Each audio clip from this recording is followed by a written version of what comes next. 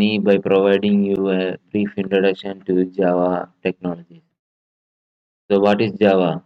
Java is a programming language which is high level, object oriented, and platform independent. So, what means by saying high level? High level means the programming language is independent of the architecture of the machine, so that we can use in Java programming in any programming machines.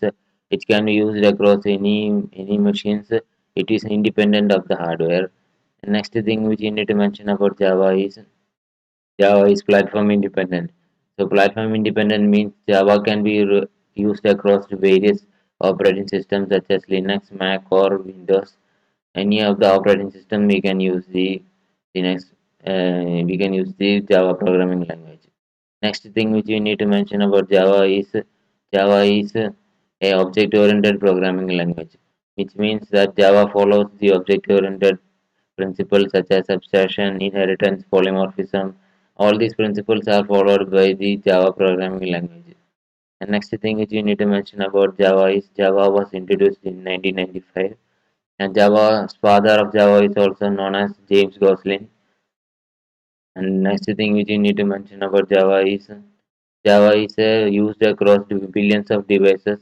So Java can be used in mobile devices and in Android application development also we will use Java, and we can use Java in any other technologies, server technologies or PCs, servers, everywhere we can use Java.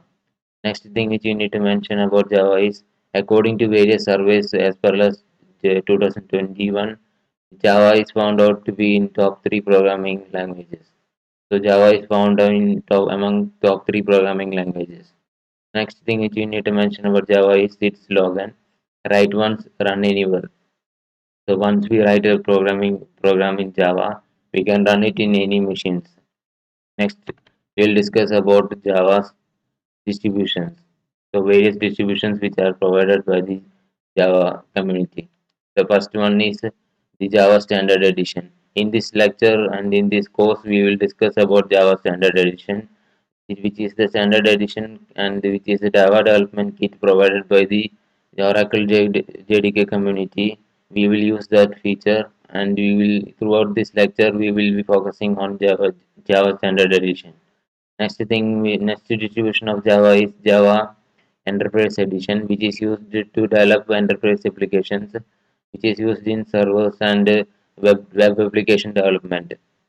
Next thing is you need to mention about Java. Next distribution of Java is Micro Edition. Micro Edition is used in mobile application development. Now let us discuss about Java's various terminologies. So we'll start with JVM.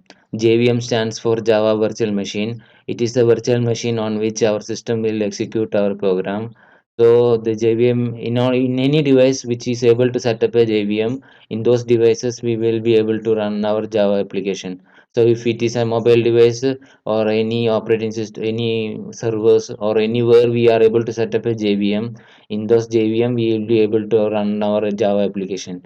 Next thing which you need to mention is the JDK. JDK is the Java development kit which is provided by the Oracle community in order to develop our code. It consists of tools such as the Java Doc tool, the jar tool, and the Java running tool, Java compiler, all the tools are provided to this using this David JDK development kit, and this kit is available for free for development purposes, but for production purposes it is not free.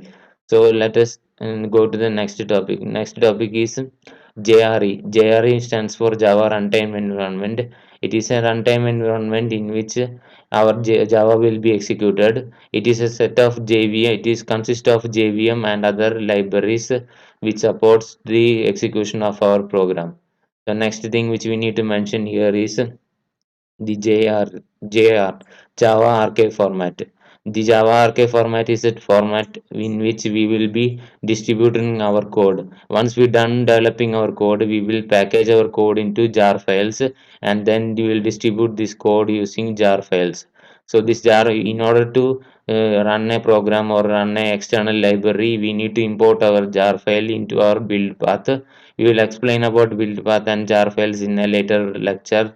So this is it. Next we will discuss about the the Java class loading feature.